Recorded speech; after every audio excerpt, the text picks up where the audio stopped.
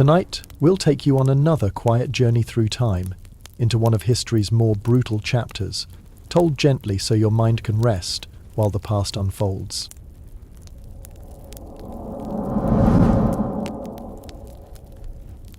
Do you know what eternity sounds like? It sounds like humming. Not the cheerful sort your grandmother might have done while kneading bread, but something deeper. Something that vibrates through stone and bone and the spaces between heartbeats. I've been listening to it well, time doesn't matter when you're whatever I am. But in the year the mortals called 79, something changed in the music. Vesuvius, dear, beautiful Vesuvius, began to sing along. It started as whispers, really. The kind of gentle trembling that makes wine ripple in cups and causes housewives to pause mid-gossip, wondering if perhaps they'd had one amphora too many. The floors of Herculaneum would shiver, just slightly, like a sleeping cat disturbed by dreams of mice. And I found myself leaning closer to the world, the way you might lean toward a conversation you weren't meant to overhear. The people, bless their wonderfully oblivious hearts, called it weather. Bad weather for farming, they'd mutter, as if the earth itself was having a particularly moody day. Which, I suppose, it was. They'd stand in their doorways, these Romans with their perfectly arranged togas and their perfectly arranged opinions about everything, and they'd squint at the mountain as if stern looks could quiet whatever was stirring beneath. From their windows, she looked so peaceful. Vesuvius, I mean, draped in vineyards like a matron wearing her finest jewellery, crowned with small farms and dotted with the occasional shepherd who'd wave at passing merchants. Beautiful in the way that sleeping tigers are beautiful, deceptively still, and humans do so love a beautiful liar. They'd built their lives around her slopes with the confidence of people who'd never met a mountain that held grudges. Herculaneum spread itself like a contented cat in the sun, all marble terraces and painted walls and fish ponds that reflected the sky so perfectly you'd think they were windows to some better world. Pompeii bustled with the self-importance of a city that knew it was going places, even if those places were merely the next market day or the next gladiator match. I watch them from wherever it is I watch from. Time moves differently when you're eternal. Minutes feel like years, years feel like heartbeats. I watched the baker's daughter learn to walk. I watched her learn to bake. I watched her marry the wine merchant's son and argue with him about whether to name their first child after Mars or Mercury. These small, precious moments that humans collect like coins, never quite sure what they're saving up for. The humming grew stronger in the weeks before, not louder exactly, but deeper, more insistent, like someone tapping their fingers on a table while thinking very hard about something they probably shouldn't do. The wine cups trembled more frequently. Dogs barked at nothing. Horses refused to walk certain roads, though their owners cursed them for being temperamental. In the villa of Gaius Calpurnius, a man who collected expensive opinions the way other people collected pottery. The mosaic floor cracked. Just a hairline fracture, running from the dolphins near the entrance to the geometric patterns by the garden door. The servants swept the tiny chips of stone away and said nothing, because what do you say about a floor that decides to break itself? But I knew. The mountain was stretching, the way you might stretch after a very long nap, working out the stiffness in her bones, testing the strength of stone that had slept for centuries. She was waking up, and waking up is always uncomfortable. The shepherds noticed first, of course, they always do. Simple men with wind-weathered faces and eyes that have spent decades watching skies for storms that might scatter their flocks. They started coming down from the slopes earlier each day, driving their sheep and goats with unusual urgency. When asked why, they'd shrug and mutter about the grass tasting wrong, about the way their animals huddled together even in warm sunshine. One old shepherd, Titus I think his name was, though names blur together when you've watched as many lives as I have, he told his grandson about the night the mountain hummed so loudly it woke him from sleep. Like a woman crying, he said, but not sad, angry, like she'd been wronged and was finally ready to do something about it. The grandson laughed, because the young always laugh at the old when they speak of things that can't be bought or sold or bedded. But later, walking home through the olive groves, The boy found himself listening to the ground beneath his feet, wondering if perhaps his grandfather's ears had heard something his own had missed. In the bathhouses of Pompeii, where gossip flowed as freely as the heated water, the conversation began to turn from politics and gladiator matches to stranger things. Marcus Fabius, a merchant who sold garum to half the empire, swore his fish ponds had started bubbling without cause. Not the gentle bubbling of fish feeding, but something else. Something that made the water taste of metal and fear. The priests began to worry, though they did so quietly, the way priests worry about things that might challenge the orderly relationship between gods and mortals. They offered extra sacrifices, nothing too expensive, mind you, just enough to show proper respect, and studied the entrails of chickens for signs that someone, somewhere, might explain why the earth had developed a stutter. Did I whisper to them in their dreams? Perhaps. Or perhaps they simply felt what all living things feel when something vast and patient begins to stir. The same way deer know to run before the wolf appears. The same way birds take flight before the storm arrives. There's a language older than words, older than the Latin they spoke so proudly, and it was speaking very clearly to anyone willing to listen. But humans, bless them, have always been remarkably good at not listening to things they'd rather not hear.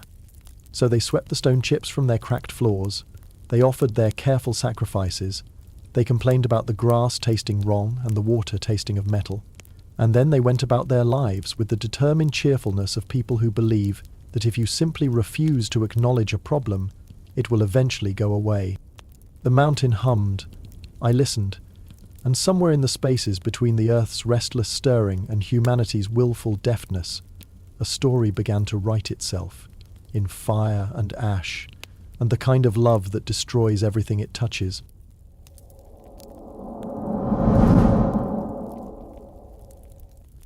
The animals left first, they always do. I've watched this dance so many times across so many centuries that I could choreograph it myself. First, the birds. Clever creatures with their hollow bones and their inability to lie to themselves about danger. They'd been restless for days, gathering in unusual numbers and then dispersing without warning, as if they were having meetings about something too important to discuss in front of the larger, slower creatures. Then came the dogs. Not the pampered house dogs that slept on silk cushions and ate better than most humans, but the street dogs, the working dogs, the ones who still remembered what their ancestors knew about survival.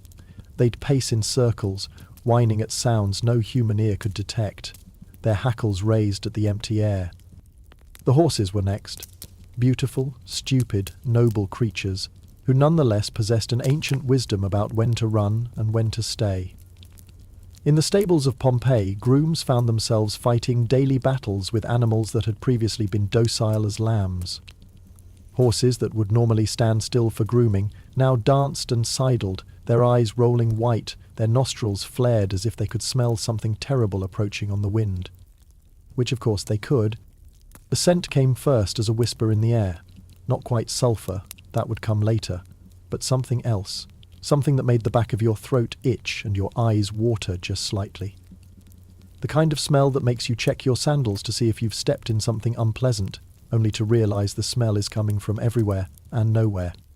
In the streets of Herculaneum, Marcus Nonius Balbus, a man whose name would survive long after his body crumbled to dust, stood in his garden and sniffed the morning air with the expression of someone who'd just tasted wine that might have turned. He was a practical man, the sort who believed problems could be solved through proper application of Roman engineering and common sense. But even practical men have moments of doubt. Strange weather, he murmured to his wife, who was feeding crumbs to the fish in their ornamental pond. The fish, he noticed, weren't eating. They floated near the surface of the water, gills working hard, as if the very act of breathing had become difficult. His wife, Vestilia, merely hummed in agreement. She was watching the sky, which had taken on an odd quality in recent days. Not cloudy exactly, but hazy, as if the air itself had become slightly thicker, slightly more reluctant to let the sunlight pass through cleanly. Perhaps we should visit the temple, she suggested. Make an offering to Vulcan, just to be safe. Marcus nodded, though privately he wondered what they would ask for. Protection from what? Bad air, restless fish, the indefinable sense that something was wrong with the world, even though nothing they could point to had actually changed? In the temple of Jupiter, the priests were having similar conversations. Gaius Cuspius Panzer, the high priest, a man who'd spent his entire adult life interpreting the will of the gods through the organs of sacrificial animals, found himself staring at entrails that told increasingly confusing stories. The livers were pale when they should have been dark. The hearts showed markings that suggested divine displeasure. But displeasure about what? Perhaps, suggested one of the younger priests, we should increase the offerings, make it clear that we're paying attention. Paying attention to what? Panther snapped, then immediately regretted his tone. But the frustration was genuine. For weeks now the sacrifices had yielded nothing but ambiguous warnings. The gods were clearly trying to say something, but in a language that seemed to change its meaning with each reading.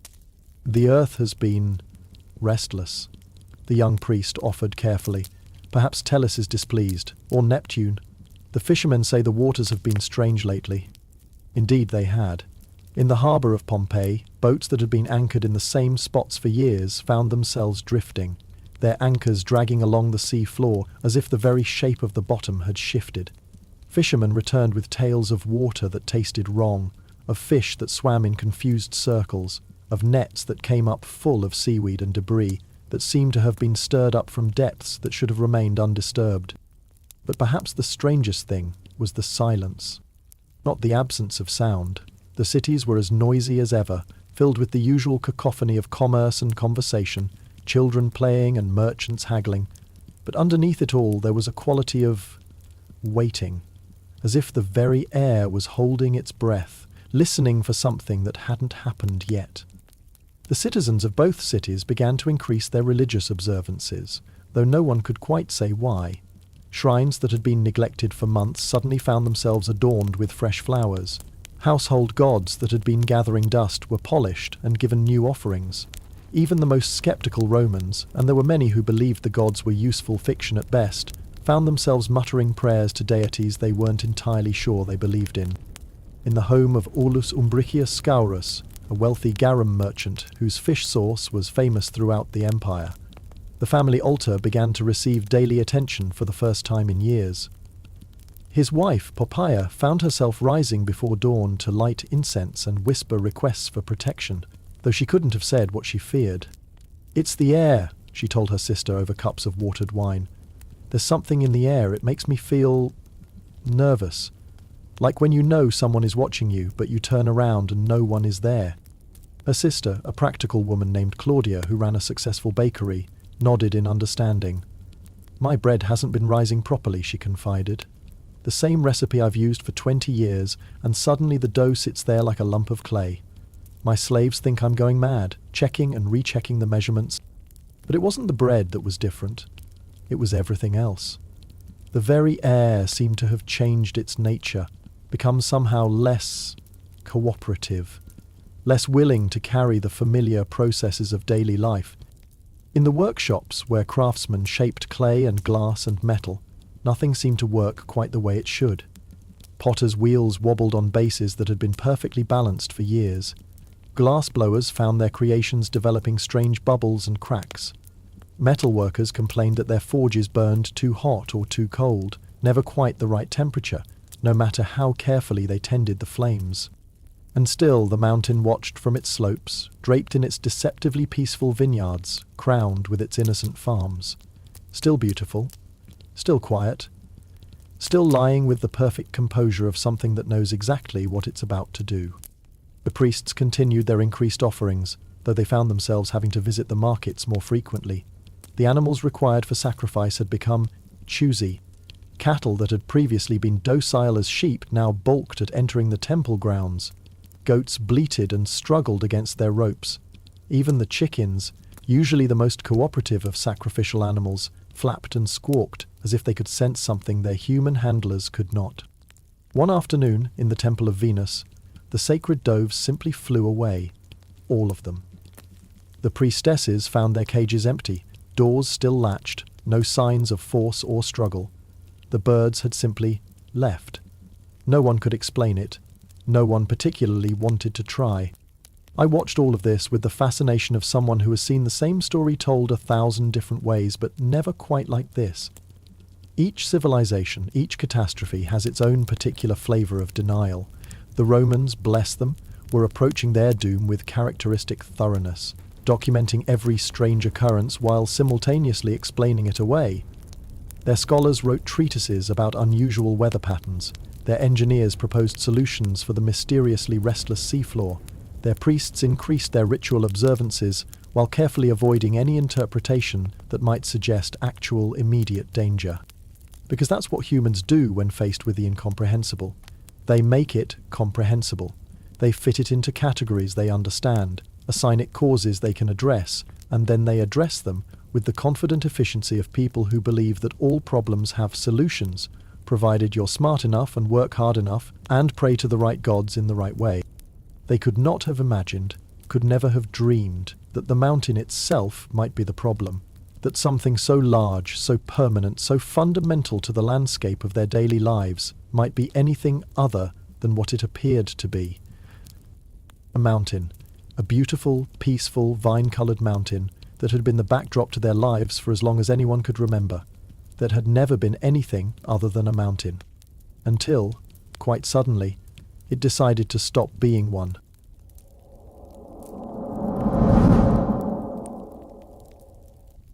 The morning of the 24th day of August dawned with the kind of stubborn cheerfulness that makes tragedy feel like a surprise party thrown by fate. The sun rose, as it always had, painting the walls of Pompeii in shades of gold and rose that would have made poets weep if poets ever woke up that early. The air was clear, clearer than it had been in weeks, and carried the familiar sense of baking bread, blooming flowers, and the distant salt and fish smell of the harbour. It was, by all accounts, going to be a lovely day. Marcus Hulconius, a magistrate with impressive political ambitions and an even more impressive collection of imported marble, stood on the terrace of his villa and surveyed his domain with the satisfaction of a man who had successfully convinced himself that all recent strange occurrences had been much ado about nothing. The fish in his pond were eating again. His wife had stopped muttering prayers at the household shrine every morning. Even his horses had settled down, no longer dancing sidewise at invisible threats. "You see," he told his steward, a practical Greek named Alexios who had the gift of looking skeptical without actually disagreeing with his master, "all that fuss about earthquakes and bad omens, just summer weather.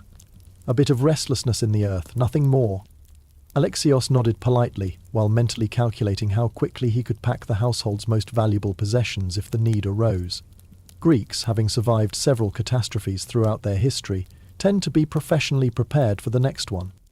In the bakery of Modestus, loaves of bread rose in their baskets with the plump satisfaction of dough that has finally remembered how to behave properly.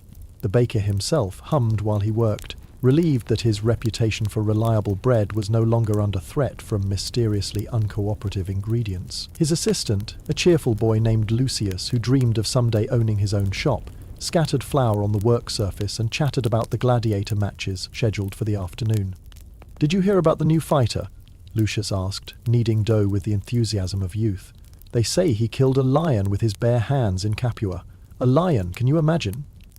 Modestus could imagine many things, but a man wrestling a lion was not among them. Still, he smiled indulgently. The boy was good with customers and better with dough, and if he wanted to believe in heroes who strangled dangerous beasts for entertainment, what harm could it do? In the house of Lucius Caesius Bassus, the morning began with the usual domestic symphony of a large household preparing for another day of Roman prosperity. Slaves swept the floors, tended the garden, prepared the morning meal. The lady of the house, Caecilia Jucunda, reviewed the household accounts while her daughter practiced her lyre and complained about her music teacher's tendency to correct her fingering. "He's ancient," the girl protested. "His hands shake. How can someone whose hands shake teach proper technique?" "Experience," her mother replied absently, making a note about the cost of lamp oil. "When you're his age, your hands will shake too, but you'll still remember every song you ever learned." The girl considered this with the gravity of someone for whom old age was a theoretical concept that happened to other people in the distant future. She was 15, beautiful in the way that Roman girls were trained to be beautiful, and engaged to be married to a young man whose family owned profitable vineyards on the slopes of Vesuvius. Her future was mapped out with the precision of a military campaign. Marriage, children, the management of a household, the accumulation of respectability. She had no way of knowing that she had approximately 6 hours left to practice the lyre. In the streets of the city, the morning bustle proceeded with its usual cheerful chaos. Merchants hawked their wares with voices trained to carry over the noise of cartwheels and conversation. Customers haggled with the passionate intensity of people who believed that negotiating the price of fish is a fundamental human right. Children played games that involved running, shouting, and the casual torment of stray cats. At the amphitheatre, slaves swept the arena sand and checked the mechanisms that would lift exotic animals from their holding pens into the afternoon sunlight. The games were always popular, a chance for citizens to watch professional fighters demonstrate skills that most Romans would never need but all secretly wished they possessed. Today's matches were expected to draw a good crowd. The weather was perfect, the fighters were said to be exceptional, and there was something in the air that made people want to gather together, to be part of something larger than their daily concerns. Though perhaps that something in the air wasn't anticipation, perhaps it was something else entirely. The morning progressed with the steady rhythm of a city that had found its groove and intended to keep it.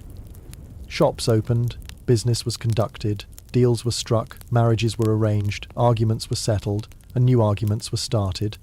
The great machine of Roman civilization hummed along with the efficiency of something that had been perfected over centuries and would continue unchanged for centuries more.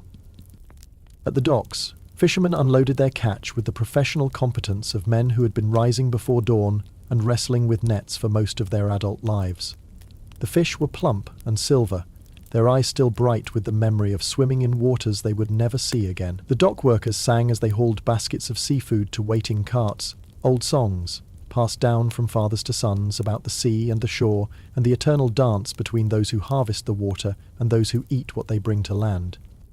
In the taverns, the early customers were already settling in for what promised to be a long, leisurely day of drinking, gambling, and the sort of philosophical debates that arise when men have strong opinions and weak supervision. The wine was good, the dice were honest enough, and the serving girls were skilled at encouraging customers to order just one more cup, without actually promising anything that wasn't for sale. The morning sun climbed higher, warming the stones of the streets and the tiles of the roofs. In gardens throughout the city, flowers bloomed with the confident abundance of plants that know they're well tended. Fountain waters sparkled in the light, and the painted frescoes on villa walls seemed to come alive, their colours rich and vivid against the clear blue sky. It was the kind of morning that makes you grateful to be alive, to be human, to be part of a civilization that has figured out how to make life not just bearable, but beautiful. The kind of morning that convinces you that, whatever problems you might face, they're manageable, solvable, temporary inconveniences in the grand project of living well. And then, sometime around noon, the mountain cleared its throat. Not dramatically, not with the theatrical flourish you might expect from something that was about to change the world. Just a small sound, really. A gentle rumble, like distant thunder, or perhaps a heavily loaded cart passing over stones. The kind of sound that makes you glance up for a moment, then return to whatever you were doing, satisfied that it was nothing important.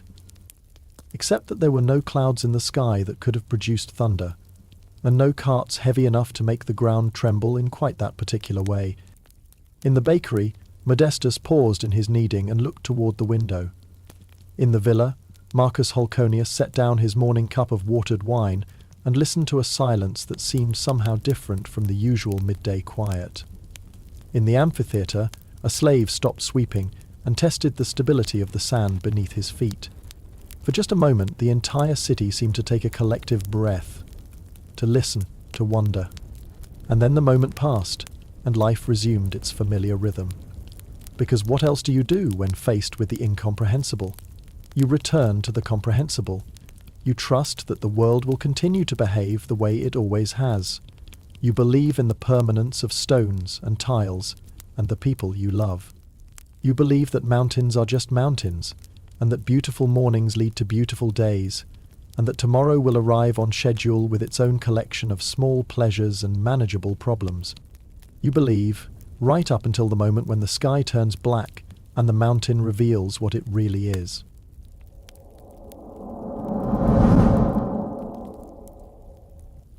At 1 o'clock in the afternoon, Vesuvius stopped pretending to be a mountain and remembered that she was a god. The transformation was neither gradual nor gentle. One moment the citizens of Pompeii were conducting their lives with the satisfied efficiency of people whose biggest concern was whether the gladiator matches would start on time. The next moment, the world ended. Not metaphorically, literally, the world they had known, the world of sunny mornings and predictable problems and the comfortable certainty that tomorrow would resemble today, simply ceased to exist. In its place appeared something that belonged to a different story entirely, a story written in a language of fire and darkness that no human tongue had ever learned to speak. The mountain's peak didn't just erupt, it exploded. It detonated with the force of something that had been compressed beyond endurance and, finally, gloriously, catastrophically released. The sound was indescribable, not because it was loud, though it was loud enough to be heard in cities hundreds of miles away, but because it was a sound that didn't belong to the human world. It was the sound of the earth itself screaming. And then came the silence. Not the peaceful quiet of a summer afternoon, not the gentle hush of evening settling over a tired city. This was the silence of a world holding its breath, waiting to see what would happen next. The silence of shock, of disbelief, of minds struggling to process something that had no precedent in their carefully organized understanding of how things worked. The sky, which had been blue and clear and utterly normal just moments before, turned black. Not the rich, star-studded black of night, but a flat, opaque blackness that seemed to absorb light rather than merely mask it. A blackness so complete that people standing arm's length apart could not see each other, could not see their own hands held before their faces. And then came the ash. At first it fell like snow. Soft, gentle flakes that drifted down from the invisible sky with the deceptive beauty of something that might have been sent as a gift from the gods. Children who had never seen snow, for snow was rare in Campania, reached out to catch the falling flakes, laughing at this strange new weather that had turned the world into a game. The laughter didn't last long. Within minutes, the gentle snow became a blizzard. Within an hour, it was a storm unlike anything the world had ever seen. Ash fell with the relentless intensity of something that had an infinite supply and no intention of stopping. It accumulated on rooftops, in streets, in the hair and clothes of people who stood frozen in disbelief, still trying to understand what was happening to them. In the house of Caecilia Jucunda, the family gathered in the atrium around their household gods, not out of religious devotion, but simply because it was the strongest part of the house, the place most likely to protect them from whatever was falling from the sky. The daughter, the girl who had been complaining about her music teacher's shaking hands just hours before, clutched her lyre and stared at the black rectangle of sky visible through the open roof. "Mama," she whispered, "why can't we see the sun?" Her mother had no answer.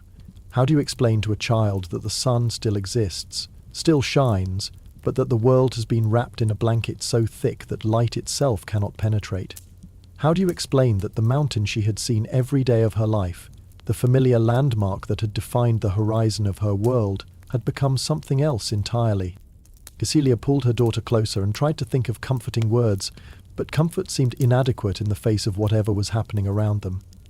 The ash continued to fall, and with each passing hour it grew heavier, thicker, more insistent. What had begun as gentle flakes became a crushing weight that pressed down on the city like the hand of an impatient giant. In the streets, those who had ventured out found themselves lost in their own neighbourhoods. Familiar landmarks disappeared beneath the accumulating ash. Streets that had been straight became treacherous obstacle courses as the weight of falling debris began to crush the structures that had seemed so permanent just hours before. Marcus Holconius, the magistrate who had been so confident that morning about the temporary nature of recent disturbances, stood in what had been his garden and tried to comprehend the transformation of his world. The ornamental pond where his fish had been feeding that morning was now filled with a mixture of ash and water that looked like liquid stone. The carefully arranged statues were becoming abstract shapes, buried up to their necks in grey snow that showed no signs of stopping. His steward, Alexius, appeared at his elbow like a ghost materialized from the darkness. "Master," he said, his voice carefully controlled, "we should go inside. The roof of the east wing is beginning to sag." Indeed it was. The red tiles, baked in kilns and fitted with the precision that Roman engineering demanded, were not designed to support the weight of an entire mountain's worth of ash. Across the city, roofs that had withstood decades of Mediterranean weather were beginning to crack, to bow, to collapse entirely under a burden that increased with each moment. In the amphitheatre, the afternoon's entertainment had been cancelled by an act of God that made even the most exotic gladiatorial combats seem mundane by comparison. The few spectators who had managed to reach the venue before the ash began falling in earnest huddled in the covered seating areas, listening to the sound of the building itself groaning under the accumulating weight. One of them, a wine merchant named Gaius Vettius, who had been looking forward to seeing the lion killer from Capua, found himself staring at the arena, where fighters would never again test their skills against man or beast. The sand, so carefully raked that morning, was now buried beneath feet of ash that continued to fall with no regard for human schedules or expectations. "This can't last," he murmured to the stranger sitting beside him, a baker who had closed his shop early when the sky turned black. "It has to stop eventually. Everything stops. Eventually."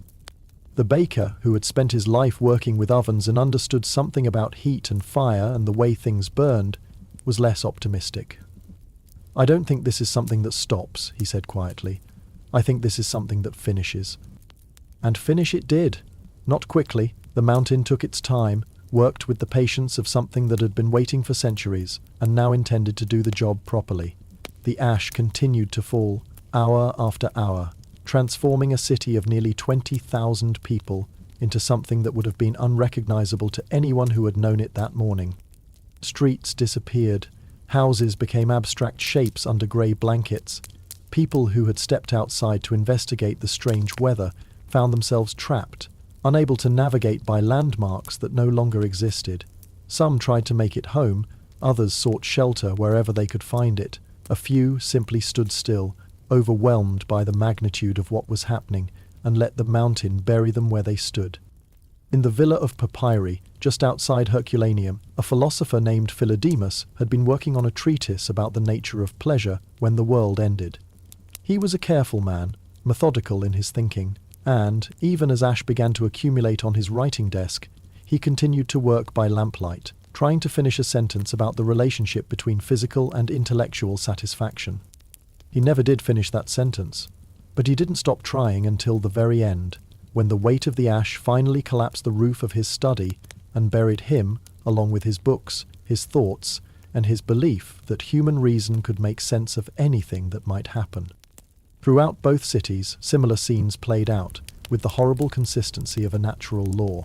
People trapped in buildings that became tombs. Families huddled together, sharing what little air remained in spaces that grew smaller with each passing hour. Individuals who made desperate attempts to escape, only to find that escape was a concept that no longer applied to their world.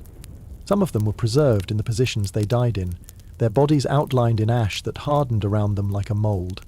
Centuries later, archaeologists would pour plaster into these spaces and create perfect sculptures of people caught in their final moments. A dog chained in a courtyard, twisting in agony, a gladiator still wearing his armour, a woman trying to shield her child, a man reaching toward a door he would never reach.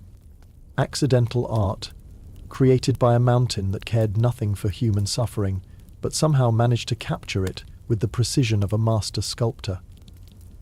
Bodies became statues, lives became exhibits.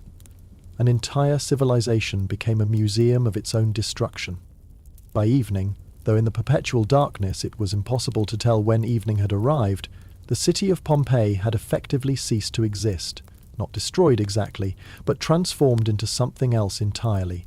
A place where time had stopped, where the ordinary business of living had been interrupted by forces that made ordinary concerns seem quaint.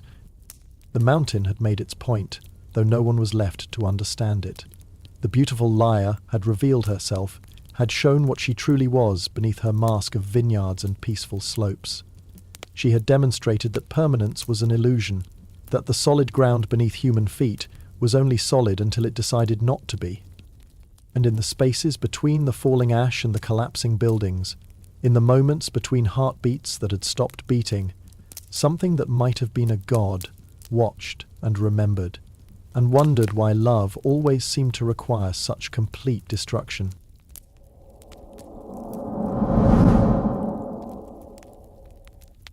While Pompeii died in ash and darkness, Herculaneum had a different appointment with eternity. The smaller city, nestled closer to the mountain's base like a favourite pet sleeping at its master's feet, had watched the afternoon's drama with the horrified fascination of witnesses to a catastrophe that was happening to someone else. From their terraces and rooftops, the citizens of Herculaneum could see the black column rising from Vesuvius, could watch it spread across the sky like spilled ink on parchment. They could see the ash falling on Pompeii, could even smell the sulphur and heated stone carried on the wind. But they were safe. The wind was blowing away from them, carrying the mountain's fury toward the southeast, toward their rival city. Herculaneum, it seemed, would be spared.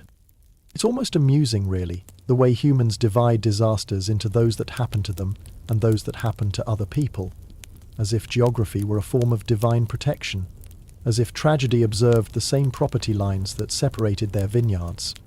Marcus Nonius Balbus, the practical man who had been worrying about strange smells in his garden, stood on his villa's highest terrace and watched the destruction of Pompeii with the mixture of horror and relief that comes from narrowly avoiding catastrophe.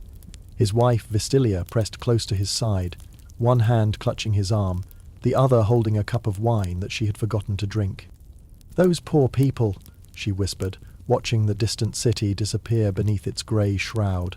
"All those people we know, Marcus Holconius, Cassilia Jucunda, do you think they escaped?" Her husband said nothing, because what was there to say? They were watching the death of a city from the safety of their own, and any words would have seemed either inadequate or inappropriate. The wine in Vestilia's cup rippled slightly as the ground beneath their feet continued its subtle trembling, but the tremor was gentle, almost soothing, like the purring of a cat.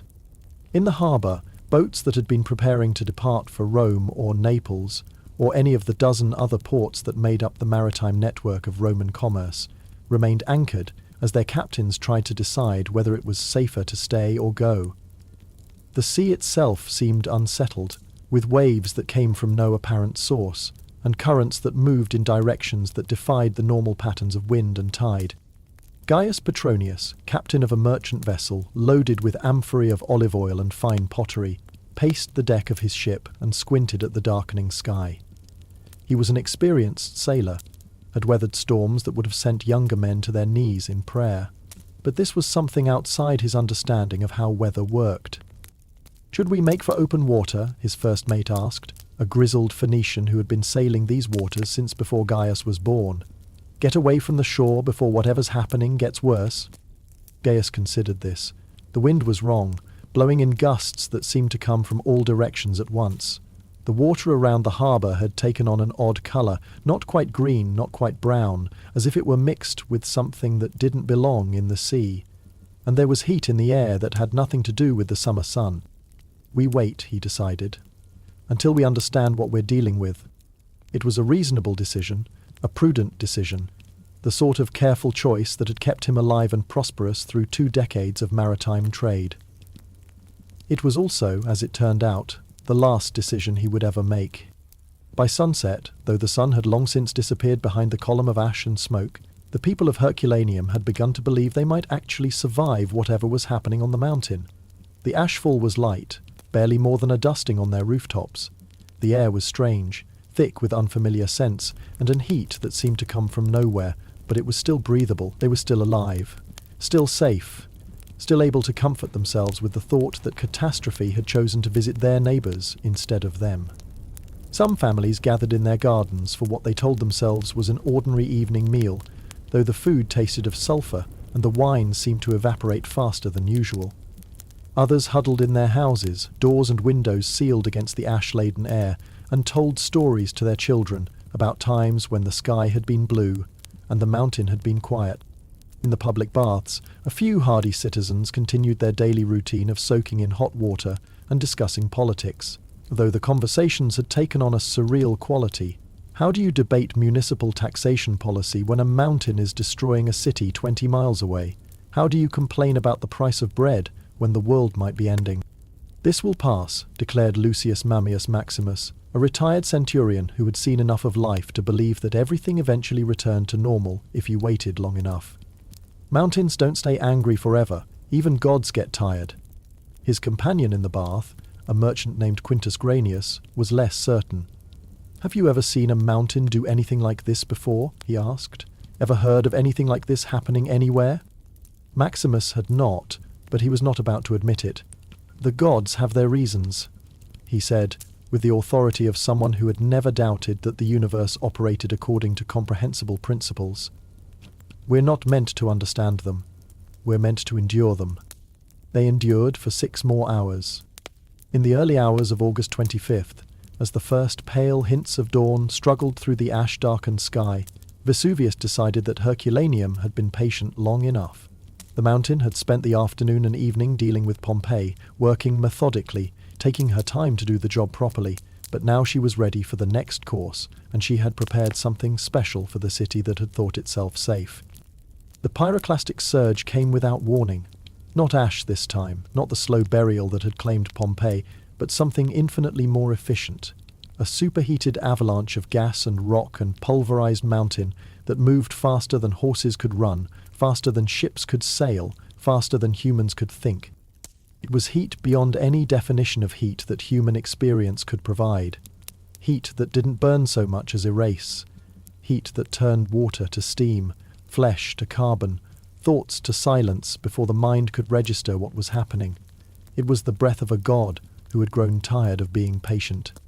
In the harbour, Captain Gaius Petronius had just enough time to look up from his charts and see a wall of superheated debris racing toward his ship at impossible speed. He had just enough time to understand that all his years of experience, all his careful seamanship, all his knowledge of wind and wave and weather had been preparation for a test that no human could pass. The surge reached the harbour in seconds, turning the sea to steam, the ships to splinters, the sailors to shadows, burned onto surfaces that were themselves incinerated moments later. The wave of superheated gas rolled through the streets of Herculaneum like floodwater, except that floodwater doesn't burn at temperatures that melt bronze. In the villa of the papyri, the philosopher Philodemus looked up from his unfinished treatise just in time to see death approaching at several hundred miles per hour. He had spent his life thinking about pleasure and pain, about the nature of existence and the proper way to live. In his final instant, he discovered that some experiences transcend philosophy entirely. The surge moved through the city with the methodical thoroughness of something that had been designed for this specific purpose. It followed every street, entered every building, filled every space where humans might have hidden. It was perfectly egalitarian. It made no distinction between rich and poor, citizen and slave, young and old. Everyone received the same treatment, instant, complete, irreversible transformation from living human being to permanent resident of whatever comes after life. Unlike Pompeii, where people had time to understand what was happening to them, time to feel fear or despair or hope, Herculaneum's citizens simply stopped. Between one heartbeat and the next, between one breath and another, they moved from the world of the living to something else entirely. They became artifacts, specimens, exhibits in a museum they would never see. In the public baths, Lucius Mammius Maximus and Quintus Granius were preserved mid-conversation, their bodies positioned exactly as they had been when they were debating whether gods get tired. The water around them boiled away instantly, leaving them seated in what had been a bath and was now a tomb, their faces still bearing the expressions of men who believed they understood how the world worked. Throughout the city, families were caught in the middle of ordinary moments that became their final moments. A woman combing her daughter's hair. A man reading a letter by lamplight. Children playing a game with wooden dice. A cook preparing the evening meal. All of them stopped simultaneously, as if someone had spoken a word that ended motion itself. The heat was so intense that it carbonized wood, melted glass, turned metal ornaments into abstract sculptures. But somehow, inexplicably, it also preserved. Bodies that should have been consumed entirely were instead transformed into perfect molds of themselves, their final positions recorded with the accuracy of the most skilled artist. In the boathouses along the shore, where some citizens had fled in the desperate hope that proximity to water might offer protection, the surge created a gallery of final moments. People caught in the act of trying to launch boats that would never float again. Families huddled together in spaces that became ovens. Individuals who had made it almost to the water's edge, almost to safety, almost to escape. Almost is a cruel word when used to describe the end of a life. Almost escaped, almost survived, almost lived to see another day. The surge was perfectly efficient in its cruelty, reaching everyone who had thought themselves almost safe. The entire process took less than 15 minutes. 15 minutes to transform a thriving city into a time capsule, to convert thousands of individual human stories into a single, unified narrative about the day the mountain remembered what it really was. When it was over, when the surge had spent its fury and the superheated gases had dispersed into the night air, Herculaneum was gone. Not buried like Pompeii, but erased, wiped clean, turned into a blank page where a city had once been written. The silence that followed was absolute. Not even the sound of settling debris, because there was no debris left to settle. Just empty space where human voices had been speaking moments before. Just heat shimmer in the darkness where buildings had stood. Just the mountain, breathing quietly, satisfied with her work. And somewhere in that silence, something that might have been consciousness observed the completeness of the transformation and wondered whether this was what love looked like when it was practiced by beings who existed on geological timescales, whether caring for something meant preserving it exactly as it was at the moment of perfect beauty, regardless of whether it was ready to be preserved, whether immortality was a gift or a punishment when it came without warning and lasted forever.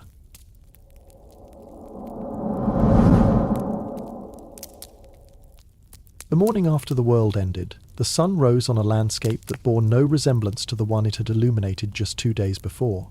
Where once there had been cities, there were now grey fields of ash and debris. Where once there had been harbours full of ships and docks crowded with merchants, there was now empty water lapping against shores that had been scoured clean of any evidence that humans had ever lived there. The mountain, having exhausted herself with the effort of transformation, settled back into the deceptive quiet that had fooled so many people for so many years. Smoke still rose from her crater, but gently now, like incense from a satisfied altar. She wore her crown of ash and destruction with the contentment of someone who had finally expressed exactly what she meant to say. The silence was remarkable. Not the peaceful quiet of a countryside morning, but the hollow silence of a world that had suddenly become much emptier than it had been before. No voices calling across market squares, no children playing in garden courtyards, no sailors singing work songs as they loaded cargo, no sounds at all except the whisper of wind across surfaces that had never before been exposed to weather. For those who survived, and there were some, in villages far enough away to escape the mountain's immediate attention, the silence was perhaps the most disturbing aspect of the catastrophe. They had grown accustomed to the distant sounds of their neighbouring cities, the faint evidence of human activity that provided a constant, comforting reminder that they were not alone in the world. Now that evidence was gone, replaced by a quiet so complete it seemed to echo. Pliny the Younger, writing from Misenum across the bay, tried to capture what he had witnessed, but found himself struggling with the inadequacy of language. How do you describe the indescribable? How do you find words for something that exists outside the normal boundaries of human experience?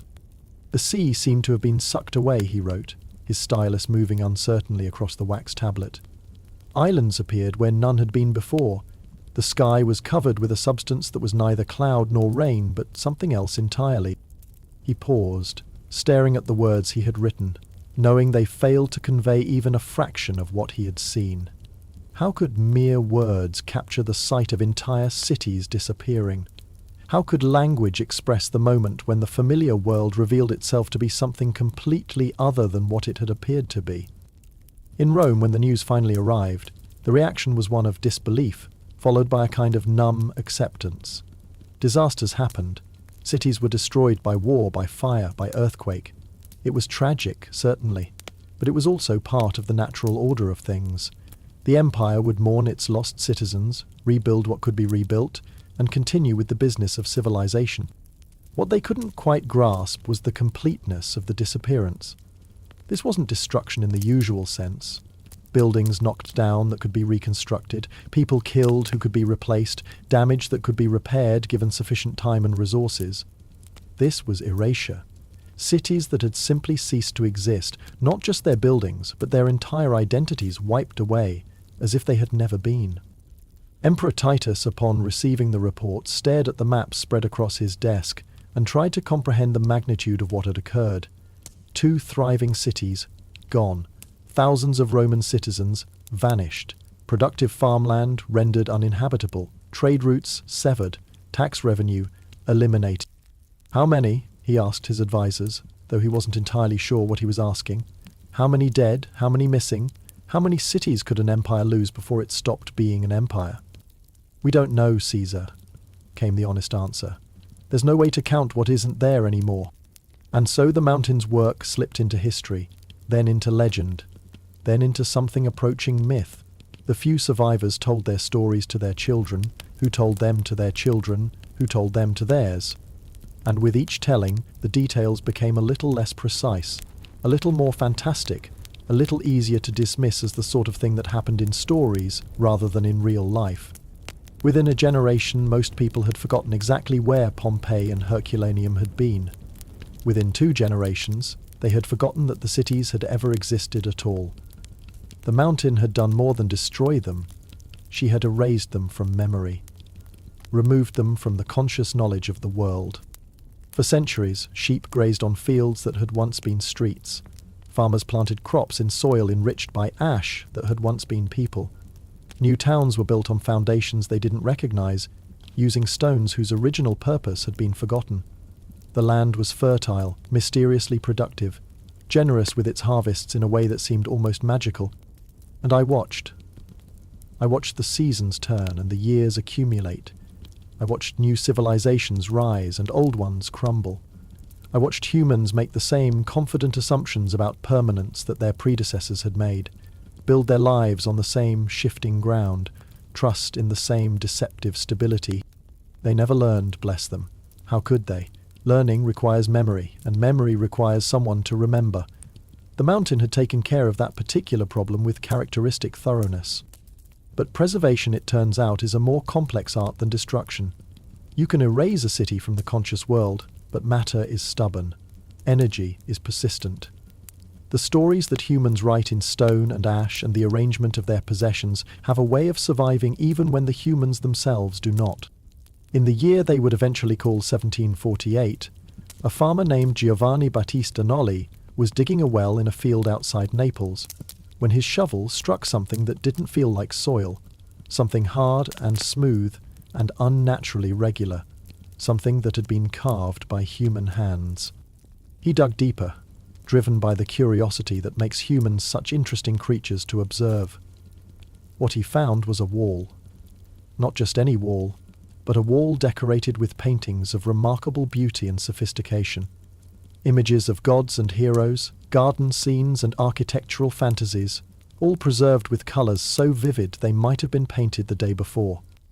Word spread, as word tends to do when something impossible is discovered. Scholars came, then excavators, then curiosity seekers from across Europe. They brought shovels and brushes and the patient determination of people who believe that everything buried can eventually be uncovered. What they found was a miracle of preservation wrapped in a tragedy of destruction. Streets exactly as they had been on that morning in 79, houses with their furniture still arranged for daily use, shops with goods still displayed on their counters, gardens with plants that had been carbonized but not destroyed, their forms preserved in ash that had hardened around them like a sculptor's mold. They found bread still sitting in ovens, still recognizable as bread after 17 centuries. They found coins scattered on floors, wine cups sitting on tables, scrolls of papyrus blackened but readable. They found graffiti on walls, complaints about politicians, declarations of love. The sort of casual human commentary that reveals more about a civilization than any official history. And they found the people. Not as skeletons, not as the scattered bones that usually mark the passage of human life, but as perfect hollow spaces in the hardened ash, spaces that, when filled with plaster, revealed the exact shapes of bodies in their final moments. Bodies that told stories more vivid and immediate than any written account could provide. A dog chained in a courtyard, preserved in the moment of its agony. A gladiator, still wearing his armour, caught in what might have been an attempt to flee or an act of defiance. A woman trying to shield her child. A man reaching toward a door. Families huddled together in their last moments, hands still touching, faces still turned toward each other. The archaeologists worked with the reverence of people who understood they were uncovering not just artifacts but lives. Each discovery was a small resurrection, a moment when someone who had been dead for nearly 2,000 years suddenly became present again, real again, individual again. In Herculaneum, the preservation was even more remarkable. The superheated gases that had killed so efficiently had also protected perfectly. Wooden furniture survived, complete with its original grain and joinery. Leather goods retained their flexibility.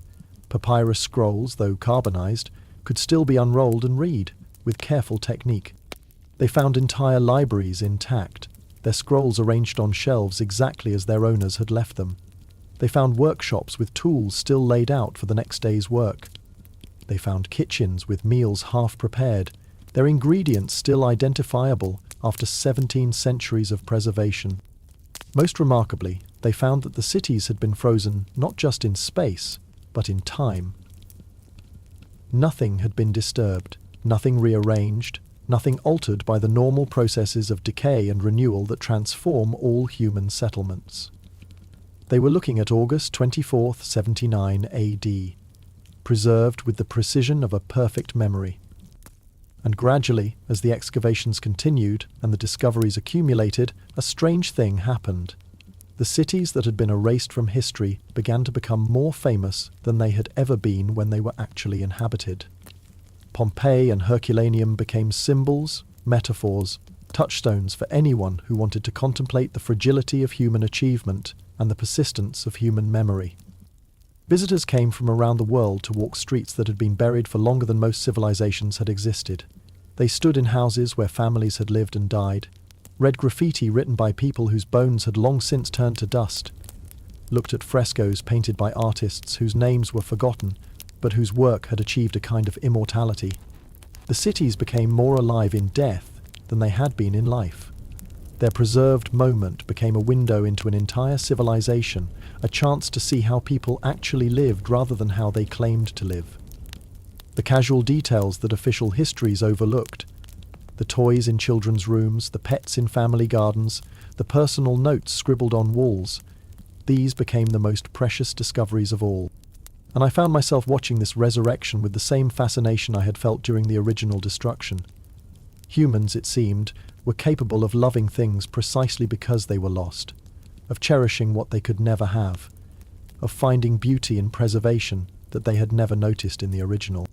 They built museums around the excavated cities, created pathways for visitors, installed explanatory plaques that tried to capture, in a few sentences, the meaning of lives that had been lived in full complexity. They made the tragedy accessible, comprehensible, educational.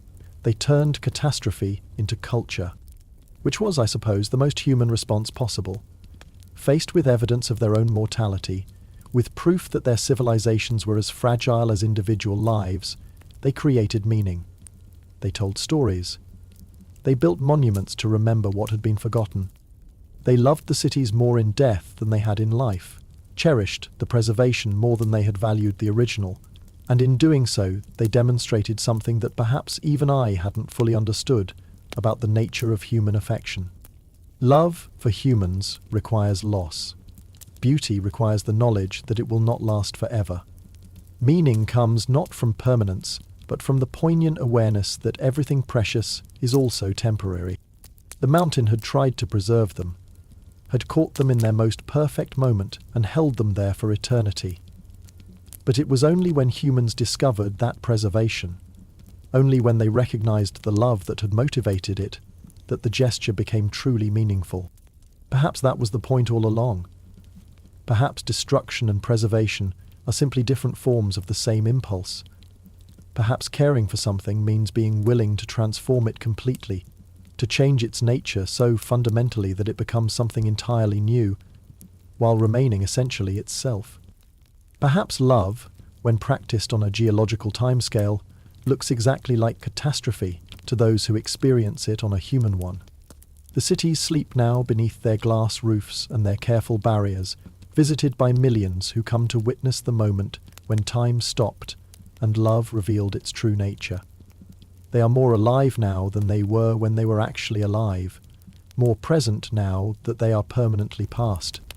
And I continue to watch, as I have always watched, as I will always watch, still wondering what it means to love a species so determined to create meaning from loss, to find beauty in preservation, to turn tragedy into the most enduring form of memory. Still wondering, after all these centuries, whether they ever truly forgive me for loving them the only way I knew how. The facts, for those who insist on such things. Now, for those of you who prefer your history with a bit more archaeological rigour and a bit less divine intervention, allow me to clear up any confusion about what actually happened during those 2 days in 79 AD, because obviously when dealing with one of history's most thoroughly documented natural disasters, what you really need is clarification from someone who may or may not exist, and definitely has a questionable relationship with geological objectivity. The eruption of Mount Vesuvius on August 24, 79 AD was indeed a real event that destroyed the Roman cities of Pompeii and Herculaneum, along with several smaller settlements in the region. The mountain had been dormant for so long that the Romans didn't recognize it as a volcano. They simply saw it as a particularly fertile mountain whose slopes were perfect for growing grapes and other crops. The warning signs were genuine. For days before the eruption, the region experienced a series of small earthquakes that gradually increased in frequency and intensity. These tremors caused visible damage to buildings, cracked roads and aqueducts, and made the local population increasingly nervous. Animals did indeed begin behaving strangely, with dogs barking at nothing, horses refusing to follow familiar routes, and birds abandoning their usual roosting places. The eruption began around 1 o'clock in the afternoon on August 24th, when Vesuvius exploded with extraordinary violence. The initial blast sent a column of ash, pumice, and volcanic debris approximately 20 miles into the atmosphere, so high that it was visible from Naples and other cities across the Bay of Naples. This column then spread outward, carried by the winds toward the southeast, directly over Pompeii.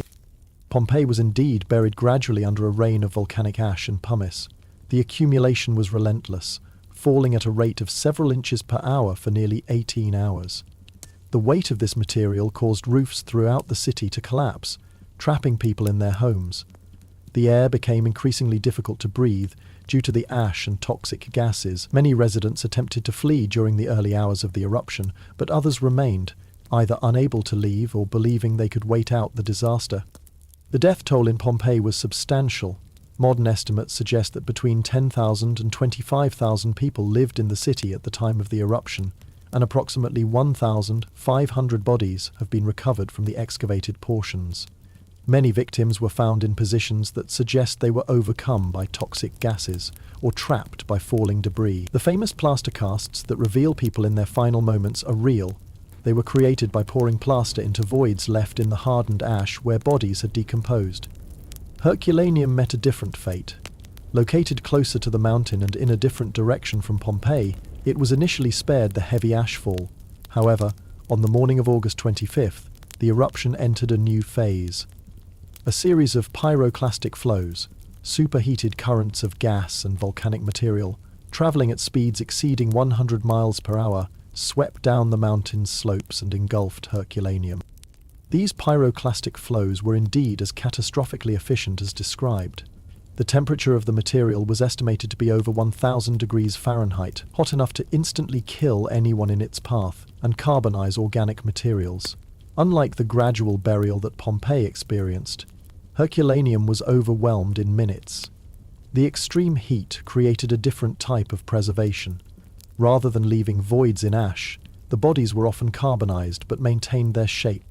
The harbour area of Herculaneum, excavated in the 1980s, revealed particularly poignant evidence of the disaster's final moments. Over 300 skeletons were found in boat sheds along the ancient shoreline, apparently representing people who had fled to the harbour, hoping to escape by sea. Their positions suggest they were huddled together, waiting for rescue that never came, when the pyroclastic flow reached them. Both cities were completely buried and remained lost for over 1,600 years. The locations were eventually forgotten and new towns were built on top of the buried ruins. The volcanic soil proved exceptionally fertile, and the region continued to be densely populated and heavily cultivated. The rediscovery began in 1748, exactly as described, when workers digging a well struck ancient masonry. The excavations that followed revealed cities, preserved in extraordinary detail. Bread was indeed found still sitting in ovens, wine was discovered in sealed amphora, and countless everyday objects remained exactly where they had been left on August 24, 79 AD. The preservation extended to organic materials that normally would have decayed long ago.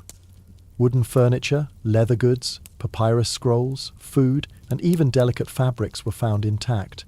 In Herculaneum, an entire library of carbonized papyrus scrolls was discovered in what became known as the Villa of the Papyri, providing unique insights into ancient literature and philosophy.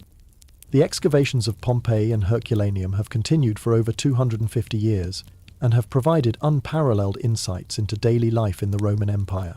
Unlike other archaeological sites that reveal only the grandest buildings and most precious artifacts, these cities preserve the mundane details of ordinary life. Graffiti on walls, children's toys, pets, kitchen utensils, and personal belongings. The scientific study of the eruption has revealed the precise sequence of events and the mechanisms that created such perfect preservation. The combination of volcanic materials, the specific temperatures and pressures involved, and the rapid burial created conditions that essentially freeze-dried the cities, preserving them in a state that archaeologists describe as a time capsule. Today, both sites are major archaeological parks and UNESCO World Heritage Sites, visited by millions of people annually. They continue to yield new discoveries as excavation and study techniques advance, and they remain among the most important sources of information about ancient Roman civilization. So there you have it, the facts, stripped of divine commentary and geological poetry, though somehow managing to be every bit as remarkable as any story a mountain might tell about the day it decided to express its feelings through catastrophic redecorating. Thank you for joining us on this journey through time, ash, and the peculiar ways that mountains express affection. We hope you found some measure of peace in this tale of ancient catastrophe, and that your dreams tonight are filled with nothing more dramatic than the gentle trembling of wine in cups and the soft whisper of settling ash.